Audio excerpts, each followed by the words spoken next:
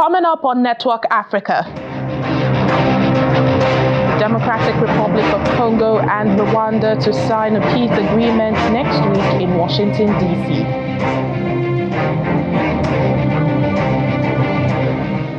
Kenyans outraged as street vendor is critically ill after being shot by police during Nairobi protests.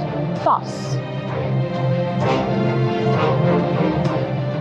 African countries begin evacuation of their citizens as tension between Israel and Iran escalate.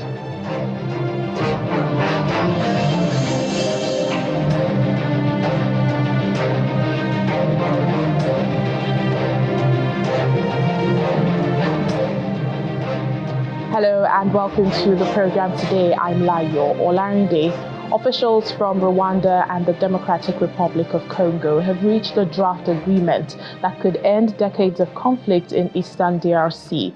The breakthrough, mediated by the US and Qatar, provides for the disengagement, disarmament, and conditional integration of armed groups fighting in eastern DR Congo.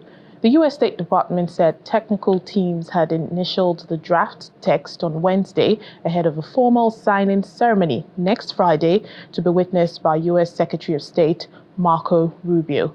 The draft also includes provisions for a joint security mechanism to prevent future flare-ups.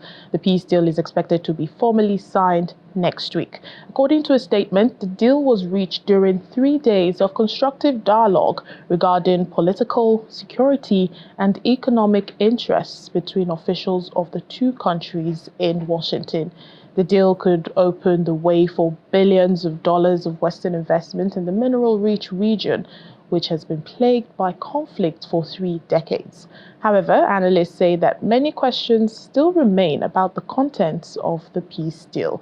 Now, this latest draft agreement builds on a previous accord signed earlier. In late April, Rwanda and DR Congo signed an agreement in Washington promising to respect each other's sovereignty and come up with a draft peace deal within days.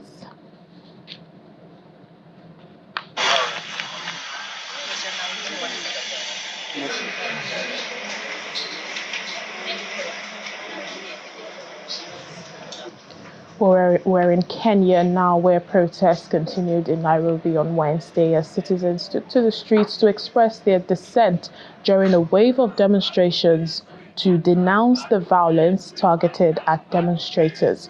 This comes after a street vendor was allegedly shot by law enforcement official and is in critical condition at the Kenyatta National Hospital.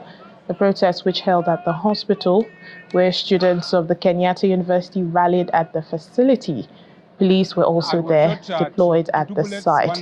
Well, protesters have also been demanding the resignation of President William Ruto, as well as for demonstrations held in peace instead of violent interventions by the police. I was shot two bullets, one at the arm, another one at the neck.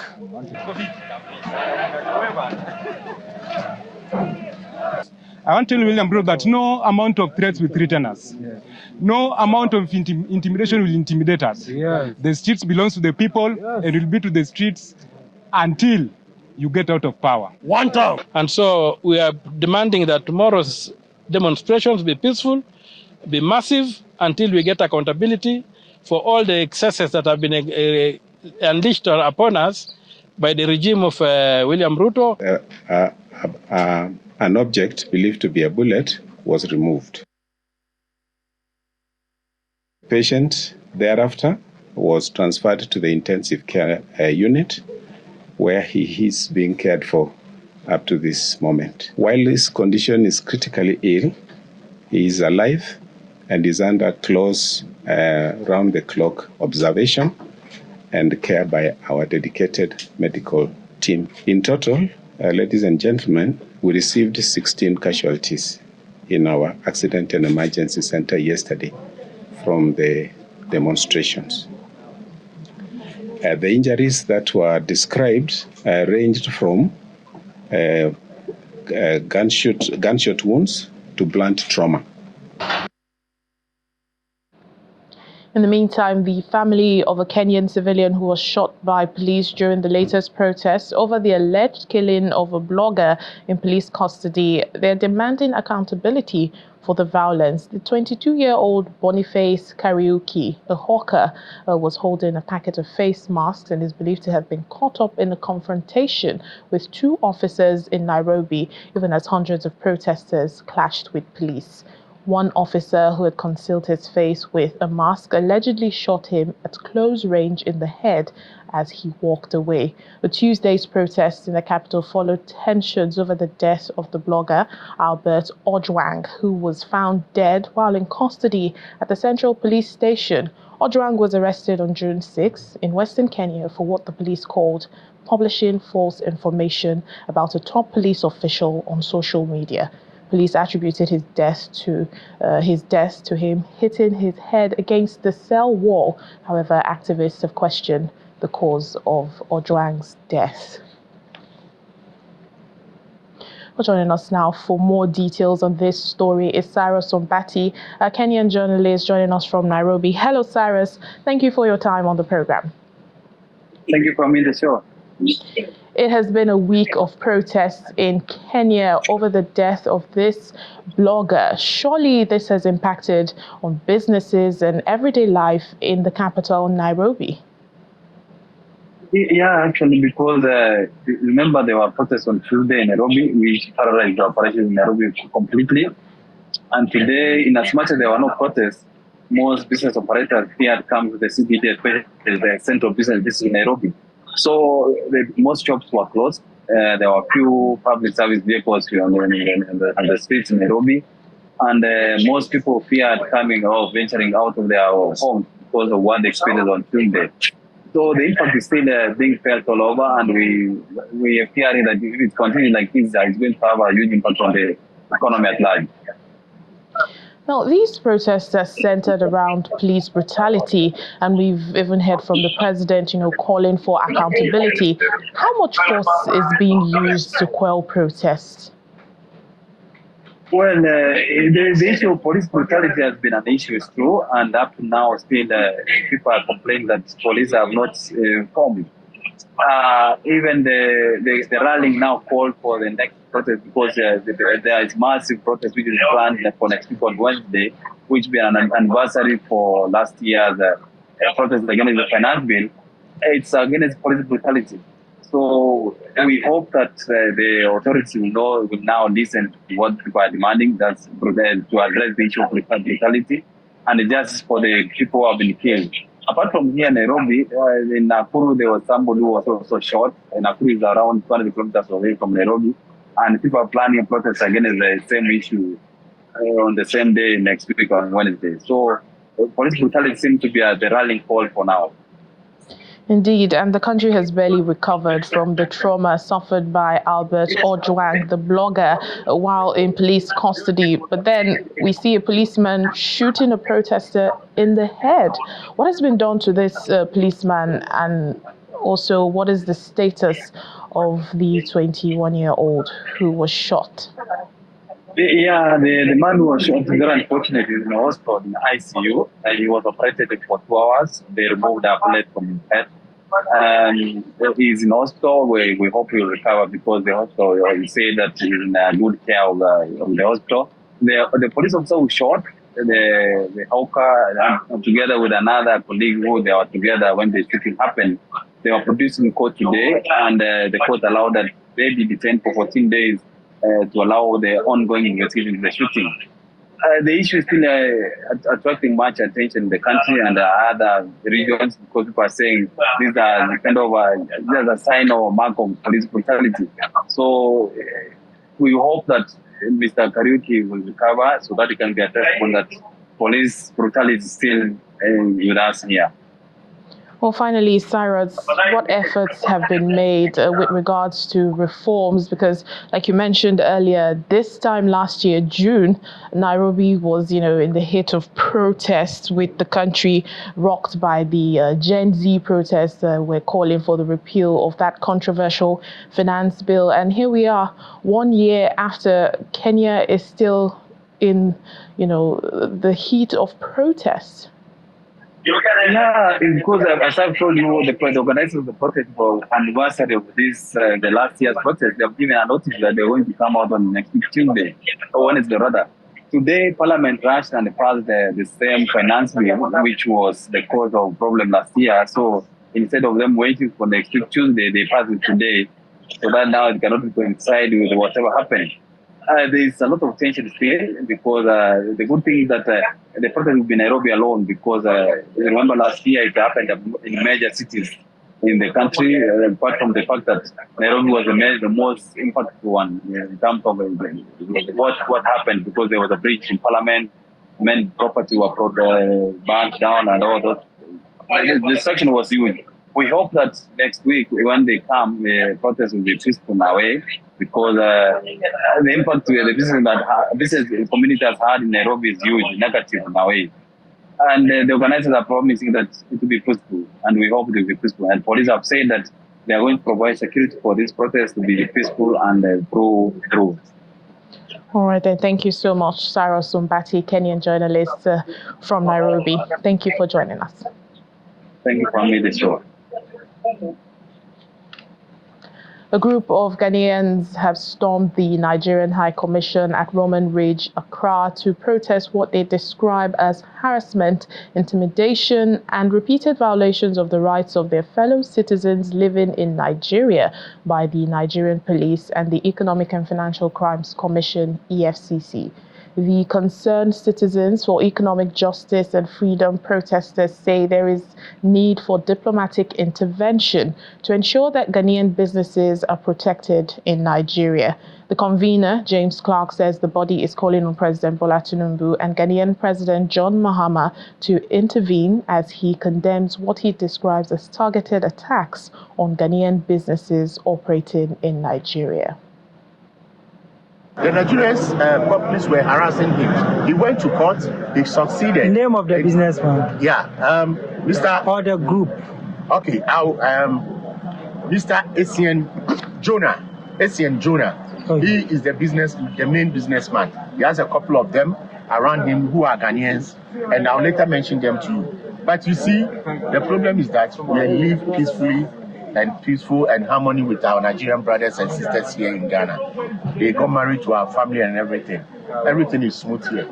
Our Ghanaian brothers too in Nigeria are being harassed. So we just want the commissioner to talk to the Nigerian IGP and talk to the Nigerian immigration officers and also talk to the president. My attention was drawn to this situation. Videos were given, and then when I viewed it, I realized that as a citizen of Ghana, I should come to the aid of a Ghanaian wherever he is in the world when he's facing challenges.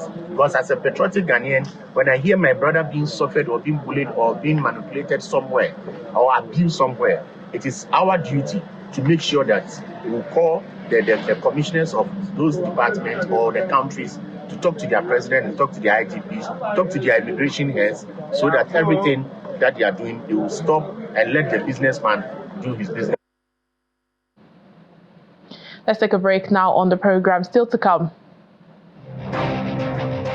Music bringing peace to South Sudan as Upper Nile State and the United Nations host concert to reconcile and build trust among the people.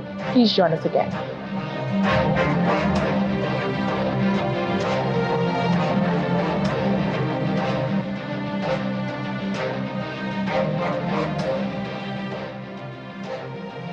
Welcome back to the program. Here in Nigeria, President Bola Tinubu has mandated the service chiefs and the Inspector General of Police, Kayode Egbetokun, to pursue those behind the dastardly killings in Benu State, which have left scores of people dead and many others severely injured. President Tinubu issued the order during his visit on Wednesday to Benue following the renewed attacks in the north-central state. The presidential aircraft bearing President Bola Ahmed Tinubu touches down at the Tactical Air Command Airport in Makurdi. At exactly 1:05 p.m., a visit driven by grief, urgency, and a firm demand for justice in the wake of Yelwata killings. President Tinubu was received by the Benue State Governor Hyacinth Alia, alongside a delegation of governors and senior officials.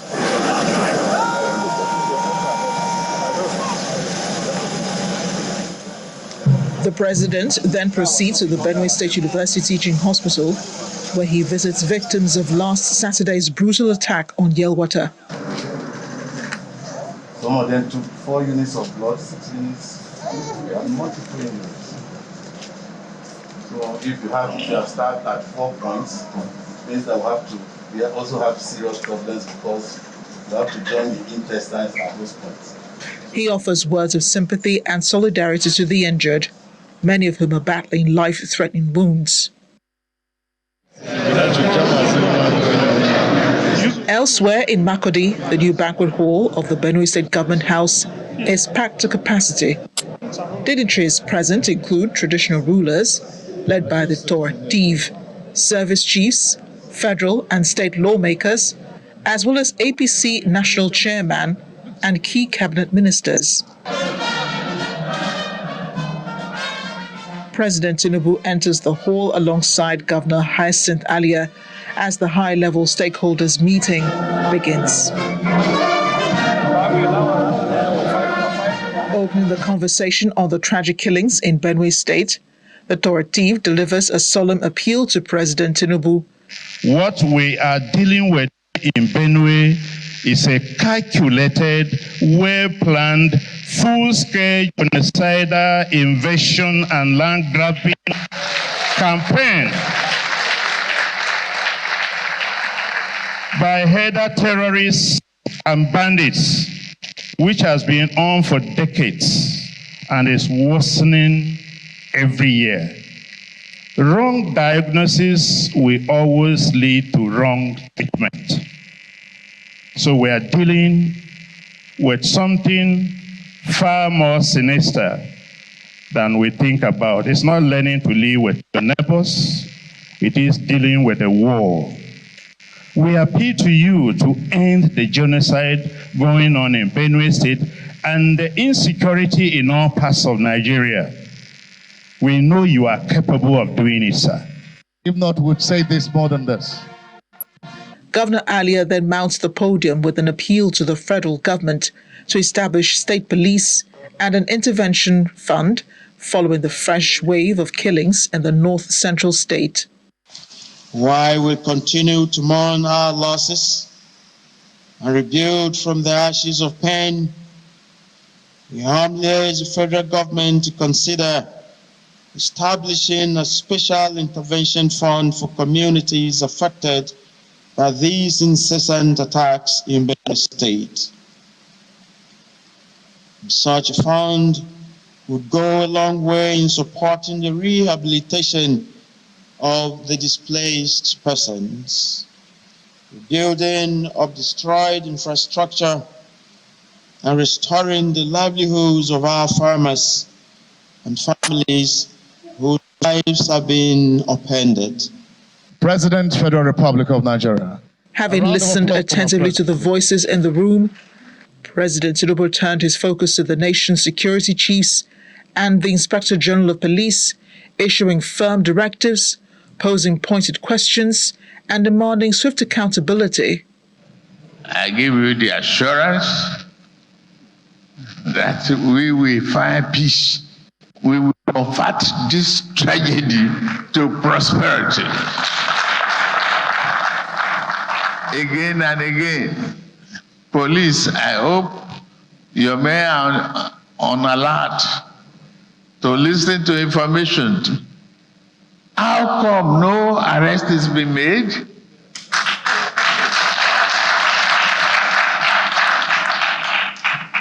I expect there should be arrests of those criminals.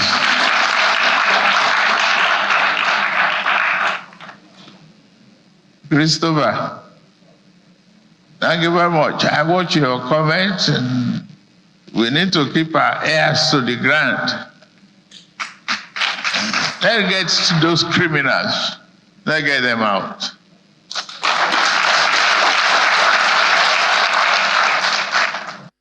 As the dust settles in Makurdi, President Tinubu's visit leaves behind not just words, but weighty expectations for action, for justice, and for healing. South Africa's opposition politician Julius Malema has been barred from entering the United Kingdom, with British authorities citing his controversial political rhetoric and public support for the Palestinian group Hamas. The UK Home Office says Mr. Malema's presence is not conducive to the public good and deemed it undesirable to grant him entry.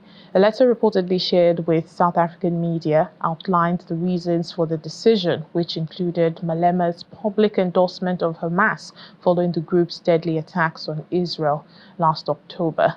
In response, his Economic Freedom Fighters EFF party, which came fourth in South Africa's parliamentary election last year, have condemned the decision as cowardice and said it would stifle democratic debate. The party adds that the UK had distorted Malema's views on how the genuine frustrations of Africans who are excluded from the economy at the behest of a white minority may lead to social violence and resistance in South Africa.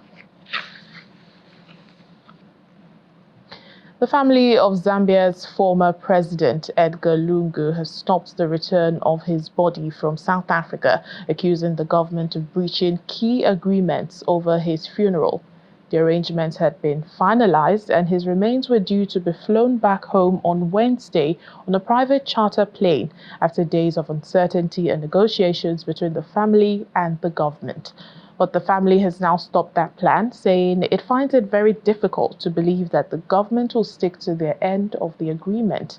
The family spokesperson, Makebi Zulu, said the government had released the draft program of the funeral without consultation with the family, while President Hakainde Hichilema was scheduled to receive the body upon its arrival at the airport in the capital, Lusaka. The former president's body was set to be taken to his residence in Lusaka, where it would lie in state ahead of his state funeral on the 22nd of June and burial the following day. In an address from South Africa on Wednesday, Mr. Zulu said the government had deviated from the agreed program.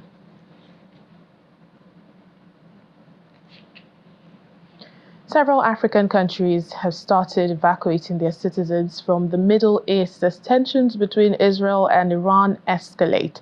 For many Africans living, studying, or working in the Middle East, the last few days have been filled with fear and uncertainty as tensions rise. However, some African governments are taking urgent steps to bring their citizens home as evacuations and plans for repatriation are underway. Nigeria says it is finalizing plans to evacuate its citizens from both Israel and Iran, with the Foreign Affairs Ministry adding that arrangements are nearly complete as embassies in Tel Aviv and Tehran are identifying and contacting Nigerians who need help. The government is advising citizens in both countries to stay calm, follow local safety measures, and register with the nearest Nigerian embassy for updates. Nigeria's neighbor, Ghana, says its government has closed its embassy in Tehran and has started evacuating Ghanaians from Iran through land routes. The Foreign Affairs Ministry says the evacuation includes diplomats, students, professionals, and other citizens. In Israel, Ghana has also scaled down its diplomatic presence and is working on special clearances to evacuate more than 900 Ghanaians, including 65 students. For Uganda, the focus has been on 48 students stranded in Tehran. The Ministry of Foreign Affairs says it is coordinating its evacuation with help from Ugandan embassies in Turkey, Azerbaijan, and Jordan. With the airspace over Iran and Israel closed, most of these evacuations are being rerouted through neighboring countries by road. Uganda says it's also reaching out to officials in Saudi Arabia, the United Arab Emirates, and Qatar for transit assistance. Sudan's transitional government is also ordering the evacuation of its citizens from Iran. Now, this isn't the first time African governments have had to scramble to protect their citizens in a foreign war zone. 2 years ago, during the onset of the Russia-Ukraine war, thousands of African students and workers were left stranded, many with little support, facing racism at the borders and struggling to find a way out.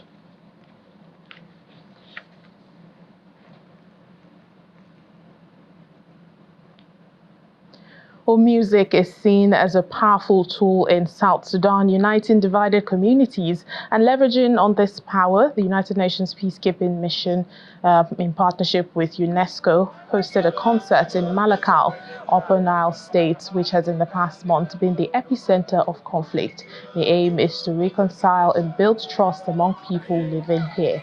With the popular musician Emmanuel Kembe headlining the event, community members turned up in their thousands to enjoy a respite from tensions and rediscovering the power of their shared identity.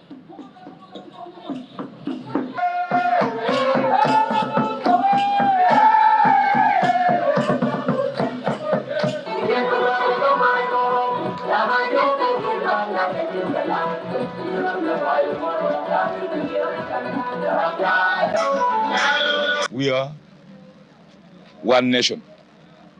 What's affecting people of Upper Nile, of Upper Nile is affecting all the people of South Sudan. It's one people, when one part of the body is affected, the other part will also be affected.